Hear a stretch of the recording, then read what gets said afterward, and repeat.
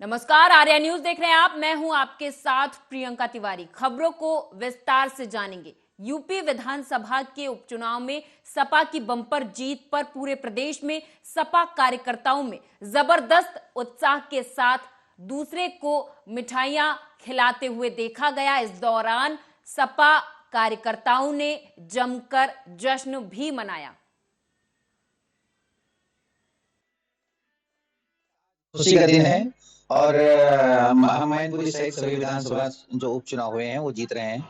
यही नहीं, हम गुजरात में भी हमारे विधायक चुनाव जीते हैं। तो आज जश्न खुशी का दिन तो है ही, तो हम कार्यकर्ता एक दूसरे का मुंह मिठा कराए हैं। और आज हम लोग नेताजी को याद करते हुए और बहादुर साथी जो हमारे मैनपुरी सहित अन्य विधानसभाओं के थे, जिन्होंने भारतीय जनता पार्टी ही नहीं वहां के स्थानीय प्रशासन और उत्तर प्रदेश सरकार से ये चुनाव लड़ने का काम किया है। पूरी उत्तर प्रदेश की सरकार लगी हुई थी कि किसी तरह से हम मैनपुरी पिछाड़ दें, किसी तरह से मैनपुरी की मार्जिन कम कर दें। लेकिन मैनपुरी की सम्मानित जनता का आभार प्रकट करते हैं कि मैनपुरी की जनता ने शासन और प्रशासन से लड़ने का काम किया है और शासन और प्रशासन से लड़ करके एक रिकॉर्ड जीत आज मैनपुरी के लोगों ने माननीय डिम्पल यादव जी के रूप में दी है। इसके लिए हम मैनपुरी सहित जो भी उपचुनाव यूपी में उपचुनावों की काउंटिंग में मैनपुरी में डिम्पल यादव की निर्णायक बढ़त पर सपाइयों ने आगरा में जमकर जश्न मनाया। ढोल नगाड़े बजाए सपाइयों ने फतेहाबाद रोड स्थित पार्टी कार्यालय पर नृत्य किया, मिष्ठान बांटे।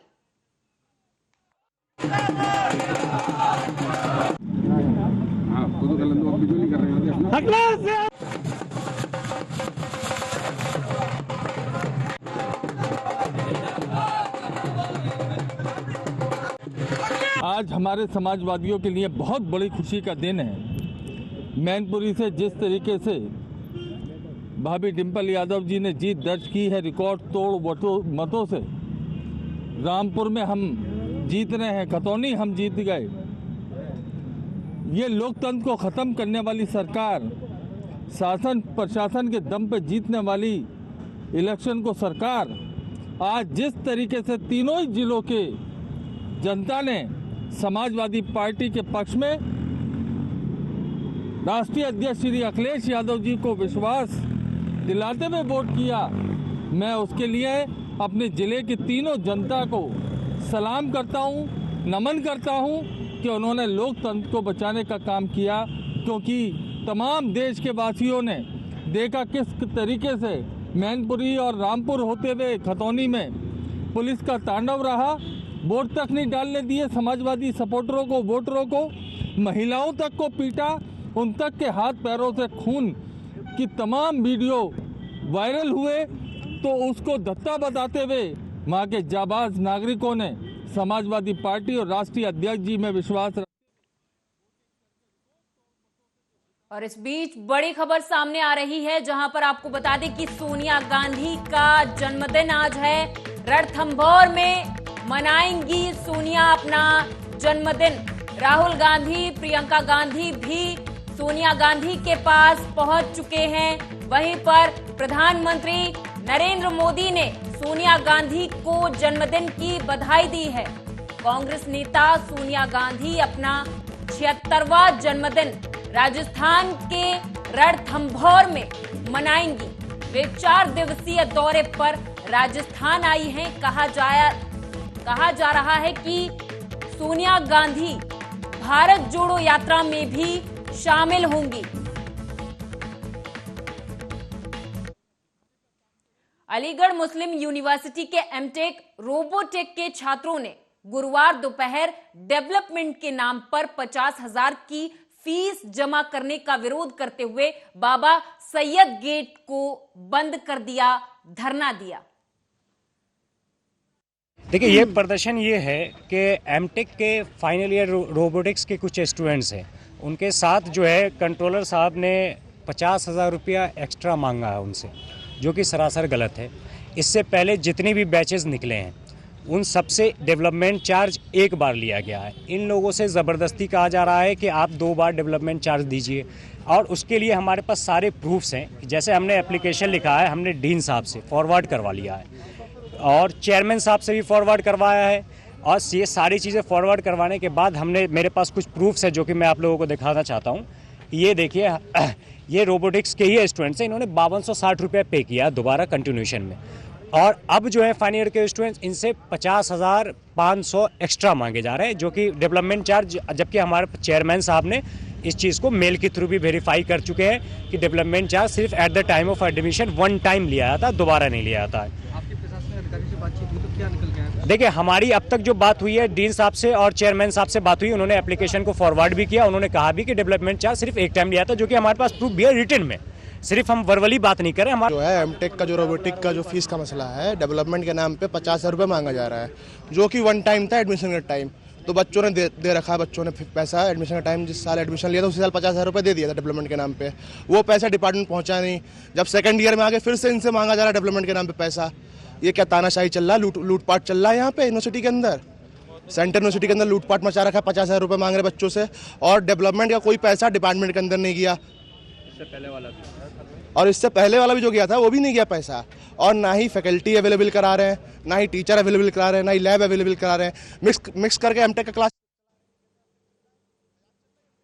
महाराष्ट्र के मुख्यमंत्री एकनाथ शिंदे ने गुजरात चुनाव में 150 से अधिक सीटें जीतने के लिए प्रधानमंत्री नरेंद्र मोदी, केंद्रीय गृह मंत्री अमित शाह और डिप्टी सीएम देवेंद्र फडणवीस को बधाई दी है। एक चांगला निकाल, 150 पेक्षा जास्ती जागा या आमच्या मित्रपक्षाला मिळालेल्या आहेत। मी नागरिकांचं देखील मनापासून अभिनंदन करतो। आमचे उपमुख्यमंत्री देवेंद्रजी पण आणि त्यांच्याबरोबर टीम पण गुजरातमध्ये त्यांनी देखील प्रचारामध्ये सहभाग घेतला होता, त्यांचंही मी मनापासून अभिनंदन करतो आणि सगळ्यांनाच खूप खूप शुभेच्छा देतो।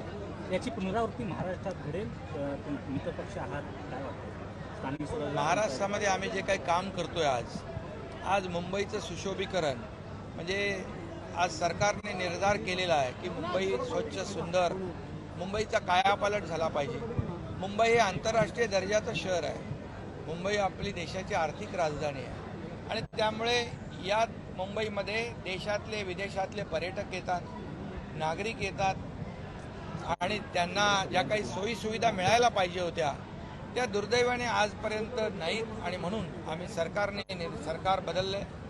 सरकार सर्वसामान्य लोकांच्या हिताला न्याय देणारं सरकार आहे आणि म्हणून मुंबई। गुजरात चुनाव परिणाम आने के बाद भारतीय जनता पार्टी कार्यकर्ताओं ने बीजेपी के महाराष्ट्र प्रदेश कार्यालय के बाहर ढोल नगाड़े बजाए और नाचते हुए खुशी व्यक्त की।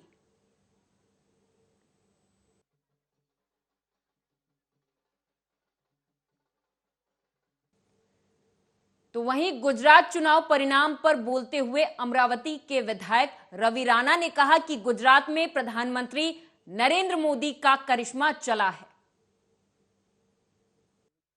आज गुजरातचा निकाल हा मोदीजी, अमित शहाजी आणि आमचे महाराष्ट्राचे उपमुख्यमंत्री देवेंद्र फडणवीसजी या सगळ्यांच्या मेहनतीतून एक पुन्हा गुजरातमध्ये इतिहास रचवलेला आहे आणि मोदीजींचा करिश्मा संपूर्ण देशामध्ये, संपूर्ण वेगळ्या राज्यामध्ये त्यांच्या विकासाच्या माध्यमातून, काम करण्याच्या शैलीतून गुजरातने एक मोठं उदाहरण या देशाला दाखवलेलं आहे आणि मला विश्वास आहे या देशामध्ये 2024 मध्ये लोकसभा सुद्धा ज्या पद्धतीनं प्रचंड बहुमताने गुजरातमध्ये विधानसभेमध्ये निवडून आले, त्याचप्रमाणे लोकसभेमध्ये सुद्धा हाच लीडर तुम्हाला दिसेल।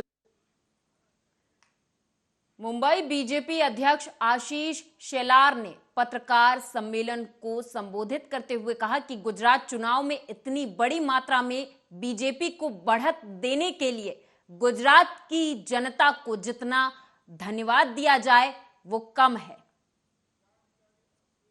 हिंदुस्थानमधला हा विक्रम आहे।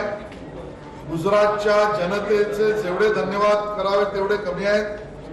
माननीय मोदीजींच्या नेतृत्वाला मिळणारी पसंती प्रत्येक निवडणुकीत किती वाढते हे स्पष्ट करणारी आहे। त्या ठिकाणी असलेल्या अमित शहाजींनी केलेल्या रणनीतीचा सुद्धा विजय, आमचे राष्ट्रीय अध्यक्ष नड्डाजी यांनी संघटनेचे जे जाळं बूथ आणि 50 स्तरावर जे विणलंय त्याचं यश आहे आणि विशेषतः भारतीय जनता पक्षाचे जे कार्यकर्ते त्या ठिकाणी घाम गाळून काम करतात। कुरुक्षेत्र में गीता जयंती महोत्सव के समापन के बाद श्री जयराम संस्था ने ब्रह्म सरोवर पर बुधवार को सफाई अभियान चलाया।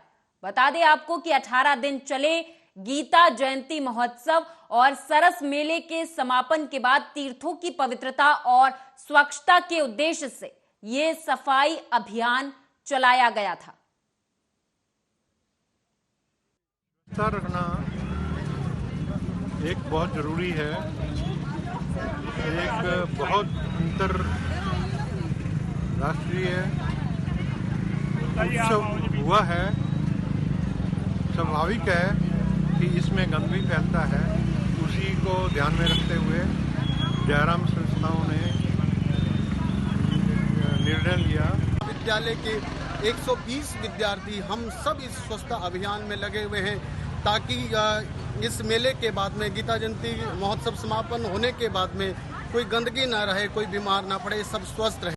जैसा कि आज आप सभी को पता है कि यहाँ पे गीता जयंती समारोह चल रहा है और हमारे महाराज जी श्री ब्रह्मस्वरूप ब्रह्मचारी जी महाराज जी के अध्यक्षता में जो हमारी जयराम विद्यापीठ है उसमें जो हमारे स्कूल के बच्चे हैं, श्रीमती केसरी देवी लोहिया जयराम पब्लिक स्कूल के बच्चे और पॉलिटेक्निकल कॉलेज, बीएड कॉलेज और सभी जो विद्यार्थी हैं यहाँ पे स्वच्छता के लिए, स्वच्छता अपनाने के लिए इस गीता जयंती समारोह में आए हैं ताकि गीता जयंती के बाद जो गंदगी है वो खत्म हो जाए और हमारा जो भारत है वो हमेशा स्वच्छ। अंतर्राष्ट्रीय गीता महोत्सव कल 6 तारीख को समापन हुआ और समापन के बाद स्वच्छता की दृष्टि से जयराम संस्थान और दिव्य कुरुक्षेत्र मिलकर एक ये सभी बच्चे और महिलाएं जो हैं और जयराम संस्था के सभी जो हमारे इंस्टीट्यूशंस हैं और हमारे बड़े लोग हैं जो वो सब लोग यहाँ पर आज स्वच्छता की दृष्टि से जयराम शिक्षण संस्थान के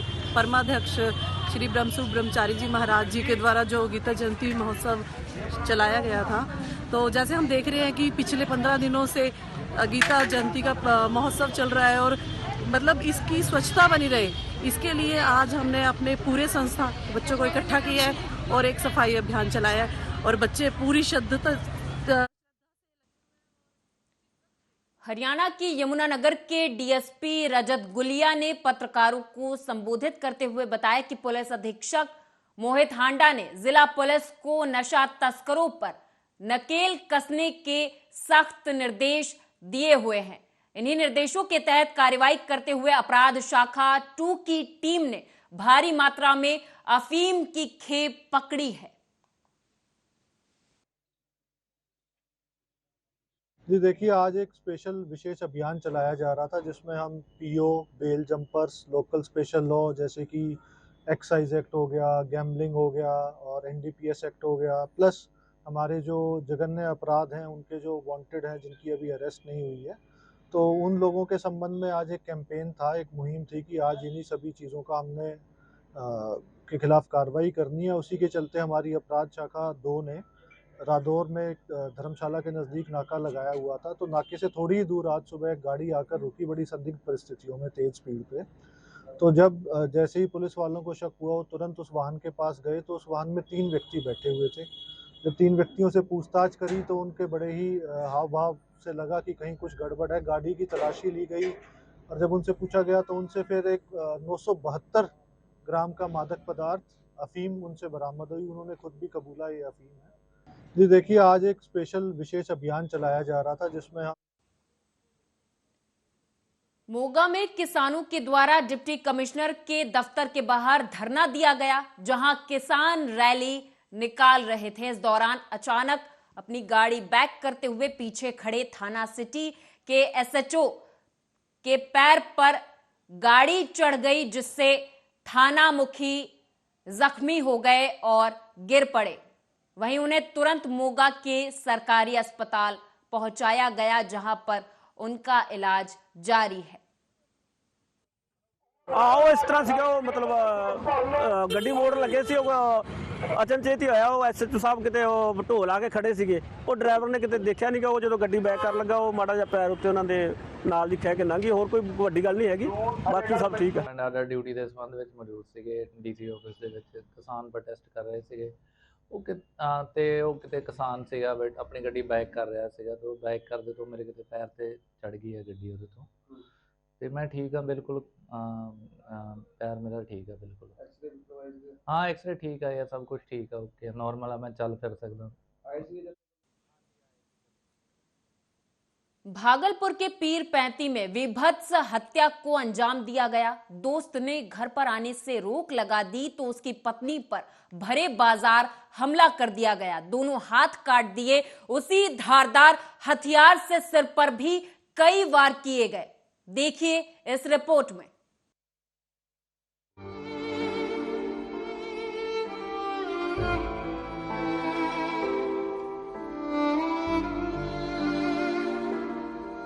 अभी पूरे देश में श्रद्धा हत्याकांड की आग ठंडी भी नहीं पड़ी कि बिहार में एक ऐसी ही घटना फिर घटी, जहां एक युवक ने कुछ ऐसा किया जो कि श्रद्धा हत्याकांड का पार्ट 2 लग रहा है। श्रद्धा हत्याकांड जैसी वारदातें हालांकि पहले भी हो चुकी हैं, लेकिन ये थोड़ा अलग है। इस बार एक सिरफिरे ने महिला का अंग अंग काटकर उसकी हत्या कर दी। दिल्ली में 35 टुकड़ों वाले श्रद्धा मर्डर केस की गुत्थी अभी सुलझ ही रही थी कि बिहार के भागलपुर से एक और मामला सामने आ गया। दरअसल बिहार के भागलपुर से बीच बाजार में महिला की निर्मम हत्या का मामला सामने आया है। बताते चले कि आरोपियों ने पहले तो महिला की हत्या की और फिर उसके शरीर के कई टुकड़े कर दिए। हालांकि पुलिस ने मामले में मुख्य आरोपी शकील समेत 5 लोगों को गिरफ्तार कर लिया है। हर दिन टेम्पो पकड़ के आ रही थी। हाँ। कल संजोग ऐसा हुआ कि टेम्पो नहीं मिलने के कारण पैदल आ रही थी। बस उसी जगह उसका बसा है, रास्ते पर पहाड़वा पर उसका बसा है, रोड के ऊपर में। तो गम लिया कि जा रही है, बस पीछे पीछे आकर के पहले पीठ पर झबिया चलाया, उसके बाद माथा पर मारा तो ये गिर गया। गिरने के बाद दोनों हाथ काट दिया, इसमें भोग दिया। दरअसल ये वारदात बिहार के भागलपुर में हुई, जहां हैवानों ने बीच बाजार में एक महिला के टुकड़े टुकड़े कर डाले। नीलम नाम की महिला बीच बाजार चिल्लाती रही, लेकिन जल्लादों का दिल नहीं पसीजा। भागलपुर में इन राक्षसों ने महिला के पहले हाथ काटे, फिर पैर और फिर उसे टुकड़ों टुकड़ों में बांट दिया। नीलम की हत्या का आरोप शकील और शमीन पर लगा है। बताया जाता है कि शकील और नीलम के बीच पैसों को लेकर विवाद था। इस वजह से ही दोनों के बीच झगड़ा हुआ था। हालांकि परिजनों का कहना है कि पुलिस को 10-12 बार कॉल किया, लेकिन पुलिस ने फोन उठाना भी मुनासिब नहीं समझा। उसको सुबह 10 से 12 बार कॉल किया, लेकिन एक भी बार कॉल वो रिसीव नहीं किया, नहीं उधर से कॉल किया। इनको फोन किए थे? पुलिस को पीरपैंती थाना बड़ा वाला बाबू को। नहीं फोन उठाए? नहीं, वो फोन नहीं उठाए। ये वारदात तब हुई जब नीलम पुल के पास एक बाजार से गुजर रही थी कि तभी घात लगाए बैठे शकील और शमीन ने नीलम को पकड़ लिया। इसके बाद शकील ने धारदार हथियार से नीलम के ऊपर हमला कर दिया और उसके शरीर को टुकड़ों में बांट दिया। नीलम अब इस दुनिया में नहीं है। घटना की सूचना मिलने के बाद पुलिस ने शकील और शमीन को गिरफ्तार तो कर लिया, लेकिन इस घटना से लोगों में गुस्सा है। लेकिन क्या सिर्फ नाराजगी जताने से ऐसे नृशंस अपराध पर लगाम लग जाएंगे? बिहार में आए दिन हो रही घटनाओं से यही समझ आ रहा है कि अपराध के सामने जनता, पुलिस और सरकार सब इतने बेबस और लाचार हैं कि घर से बाहर निकलते ही लोगों की सुरक्षा की कोई गारंटी नहीं है। ऐसे में एक बार फिर से बिहार की कानून व्यवस्था और सुशासन कटघरे में खड़ा है। सवाल ये भी है कि भागलपुर के इस राक्षस की हिम्मत आखिर इतनी कैसे बढ़ गई कि बीच बाजार में एक महिला की नृशंस हत्या को अंजाम दे दिया गया और कोई उसे बचाने के लिए कुछ ना कर सका। News desk, Arya news.